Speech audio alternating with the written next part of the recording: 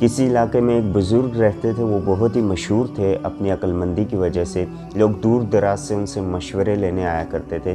ایک جوان ان کے پاس آتا ہے اور کہتا ہے کہ بابا جی میں بھی آپ کی طرح بہت ہی عقل مند ہونا چاہتا ہوں، مجھے کوئی نسخہ بتائیں، ترکیب بتائیں۔ بابا جی کچھ دیر سوچ کے پھر کہتے ہیں کہ مجھے فالو کرو، میرے پیچھے پیچھے آؤ۔ وہ اسے دریا کے کنارے لے جاتے ہیں اور دریا کے کنارے پہنچ کے اسے کہتے ہیں کہ اس میں سوئمنگ کرو۔ تو وہ تیراکی کرتا ہے، وہ اس میں چھلانگ لگا دیتا ہے۔ جب وہ نکلنے کی کوشش کرتا ہے تو بابا جی اس کی گردن پکڑ کے اسے مزید ڈبو دیتے ہیں، یعنی اسے نکلنے نہیں دیتے۔ چند سیکنڈ کے بعد بابا جی اس کا سر چھوڑتے ہیں تو وہ گردن باہر نکالتا ہے۔ جب اس کو سانس بحال ہوتی ہے تو وہ کہتا ہے بابا جی آپ نے میرے ساتھ کیا کیا، میری تو جان جانے والی تھی۔ تو وہ بزرگ کہتے ہیں، بابا جی کہتے ہیں کہ بیٹا مجھے یہ بتاؤ، جب تم پانی میں تھے، تمہارا سر پانی میں تھا، تو سب سے زیادہ اہم چیز جس کی تمہیں خواہش تھی وہ کیا تھی؟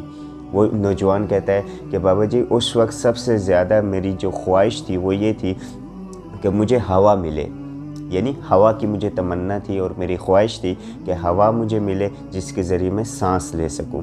تو بزرگ نے کہا کہ جس طرح پانی میں تمہارا سر تھا اور تمہاری خواہش تھی، سب سے اہم چیز تمہارے لیے ہوا تھی، اسی طرح جب تمہاری زندگی میں سب سے اہم چیز عقل ہوگی اور عقل مندی ہوگی تو تم عقل مند انسان کہلاؤ گے اور عقل مندی تمہیں حاصل ہو جائے گی۔